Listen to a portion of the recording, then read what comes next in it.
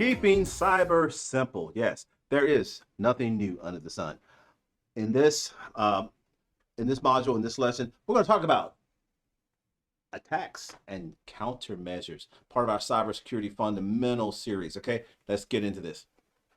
This is where we are. Like I say, module one had multiple parts, 3 parts. We've covered part one. We're into part two, and stay tuned for part three, which is technology refresh. That's always a fun one. Okay, so when we think about attacks and countermeasures, really it starts with malicious threat actors. Now, when we think about threat actors, they come in different shapes, flavors, and levels of skills and competencies. Really, it starts with what we call script kiddies. Actually, that's really a group of relatively unskilled. They lack a lot of experience, and the reason they call them script kiddies because you can go out to the internet now and you can find pre-built scripts that you can run that will do different types of exploits. Like say, so you don't have to be that Linux that guru that's sitting down, writing scripts to launch attacks and things like that. A lot of these are pre-built, and that's what that script kiddie environment takes care of. Hacktivists, you may have heard of these, like Lusec or Anonymous. These are groups that hack, that do different types of hacking, usually for some type of cause. Not so much for money, but many times, like I say, they're doing this because of some type of political cause or international or geopolitical cause, where they'll try to attack a government's website or some type of do some type of things like that. Now, they typically possess a little more technical skills, a little more technically savvy than the script kiddies. Like I say, they have a much broader understanding of programming languages, the OSI model, operating systems, and like I say, they are many times politically motivated. State-sponsored actors. Now, these are the guys that really start to get dangerous. Like I say, these are groups, and it could be a hacktivist group like a Lusec or Anonymous, but usually it's something that's sponsored by a government, and their intent is to attack other governments. Now, with that said, estimated that at least 50% of all our SCADA-based industrial control systems, supervisory control and data acquisition. That's what that means. Those are the information systems, or the computer systems that's used in a lot of our utility companies, like your electrical that maintains electrical grids, oil companies, gas companies. Those are as well as nuclear power. Those are the information systems that run those, not the same as our typical in-home networks. But yeah, it says about 50% of the SCADA-based industrial control industry is under attack by some nation-state sponsored hacker. And when we say nation-state sponsored, now this is when a Russia or China, or Brazil or some company, Venezuela, they will hire this group to go and do some type of attack on another nation, like a lot of times the United States. But one of our biggest threats really is, one of the biggest is right here. Insider threats. Yeah, they pose really the greatest security risk to any group or organization. But why? Because these are individuals. These are individuals who are already inside of the trusted area. And many times they already have elevated privileges, or they have access to sensitive or proprietary information. And really, that is the group that we really have to watch out for. So when we think about network attacks and attack vectors, I like using this model, this attacker kill chain model. Now, this was developed by Lockheed Martin, a defense contractor. And it's developed along kind of the same footprint that the U.S. military uses when it is putting weapons on target, when we build strike packages, war plans, things of that nature. It kind of breaks it up into 3 large categories, where we do targeting first. Once we do targeting, then we look for some type of compromise. How do we get in? And then once we get there, then we do action on objective, or what we call the breaching. Now, within those 3 large groups, like I said, we have these 7 areas: reconnaissance, weaponization, delivery, exploitation, installation, command and control, and actions on objectives. Let's walk through those. What do we mean by these? So from a reconnaissance perspective, this is the information gathering phase.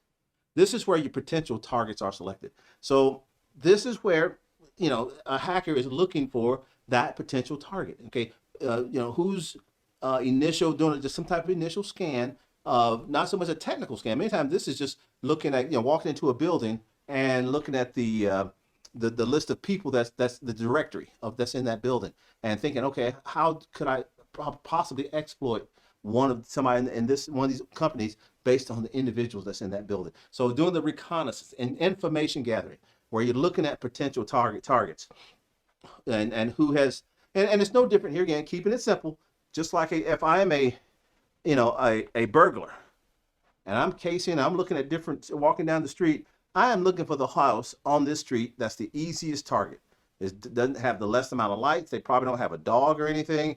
I don't see any security cameras. So it has easy access. I can get in and get out. It's maybe backed up against a street where I can get in, get out quickly. Doesn't have any privacy fences. So it's an easy target. So that's what they're doing in that reconnaissance phase as an attacker. Now, weaponization. Okay, we found a target. Now that's when we're going to start developing some type of a cyber weapon based on this intelligence. Whether it's a worm, whether it's a virus, it could be a phishing attack. So that's the weaponization. So now we found a target. We've built as a bad guy. I'm talking from a hacker perspective, not from a protection perspective, but from a hacker perspective. Now, how do I think I'm going to get into that organization? Many times this is where it starts, phishing. Again, standing here in this building, looking at the directory, looking at the roster. So they've got everybody's first name, last name, the secretary, and all that. Well, guess what? Now, knowing how most companies build email addresses, it makes it pretty easy for me now to put together the email address, or to come up with the email address for the administrative specialist in this company. So now I can start launching phishing attacks against that individual. So now we've weaponized.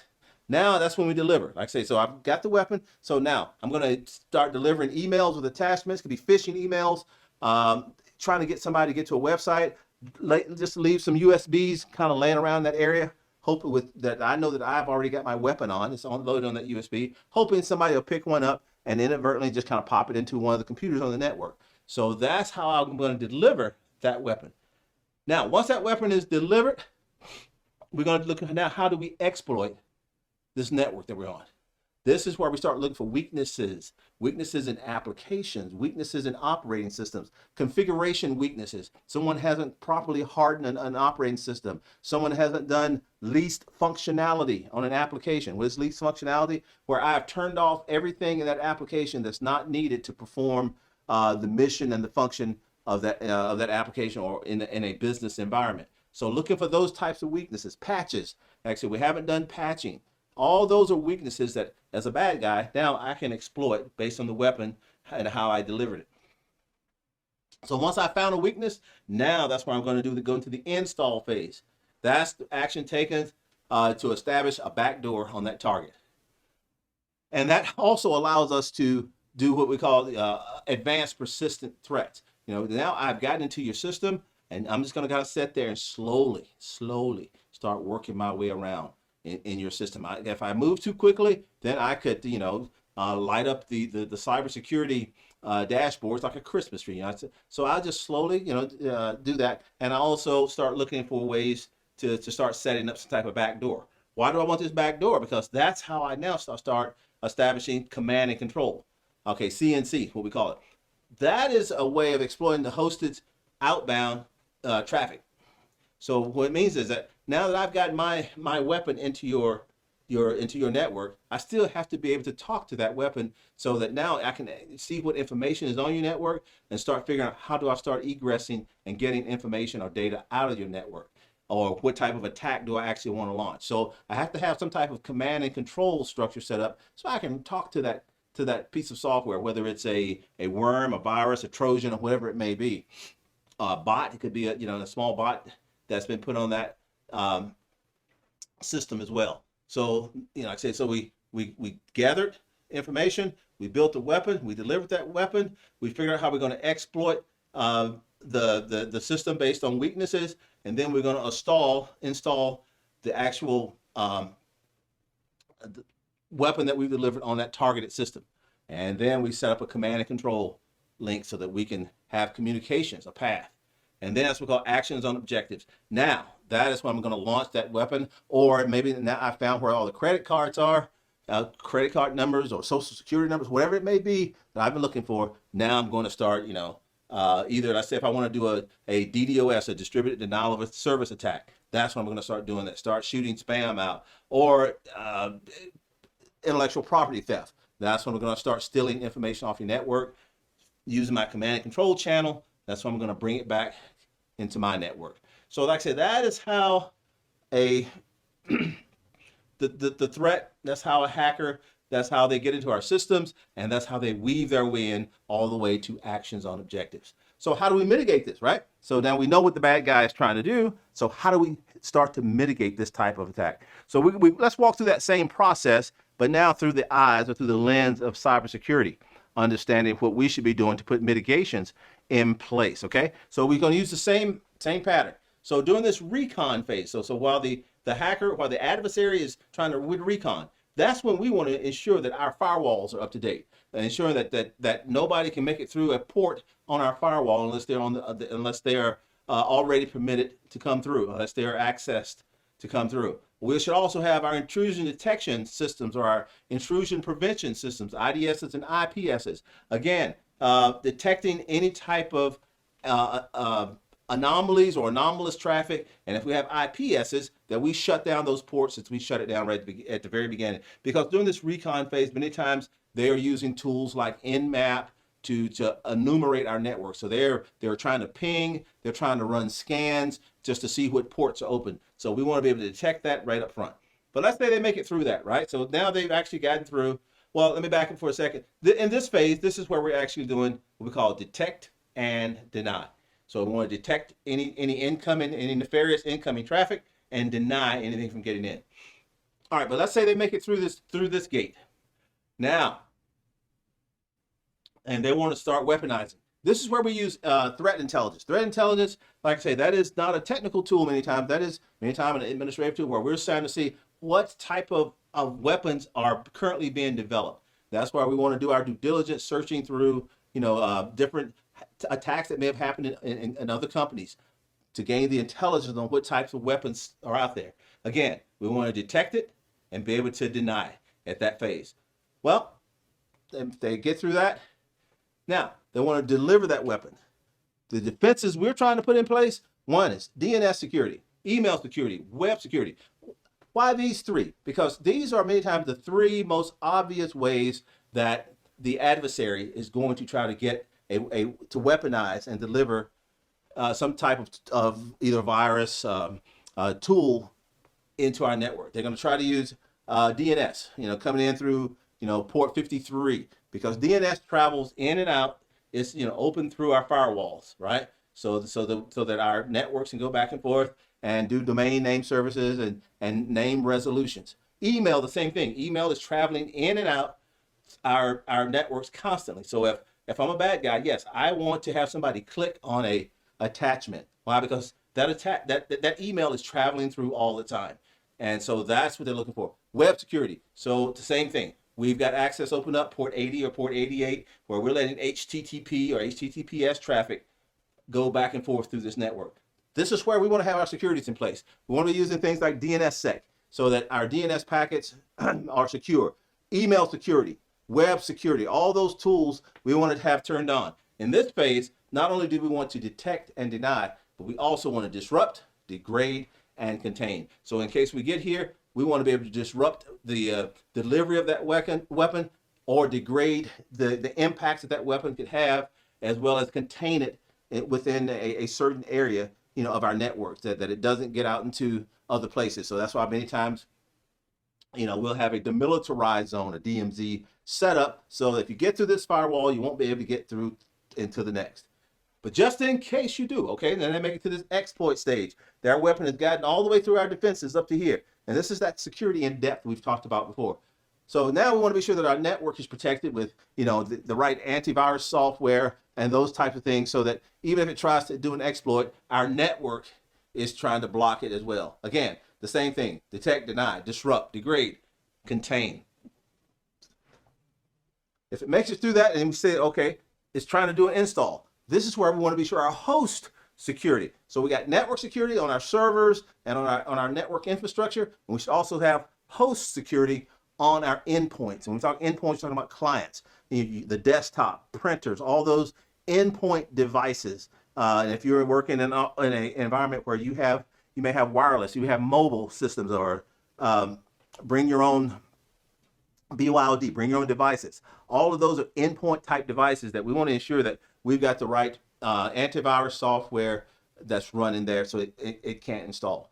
Again, same thing. Now, in the case it does make it through this, and now it's trying to call home. Now again, how is it going to call home? It's going to have to try to make it back through our firewalls. So again, this is where our DNSSEC and our web security should be taking care and trying to handle those types of attacks so that it won't be able to call home. So not only do we want to be able to, many times at this point, detect, deny, disrupt, degrade, but we also want to deceive. Meaning that many times this is now where we want to kind of, from a threat hunting perspective, start looking at how can we fishbowl this attack. Meaning, okay, we know that you're trying to attack, you know you're trying to call home, so we're going to set up a fishbowl, a honeypot, or honey net to start trying to contain, not only contain, but deceive, so we can look at your activity and now come up with a way of blocking that exploit.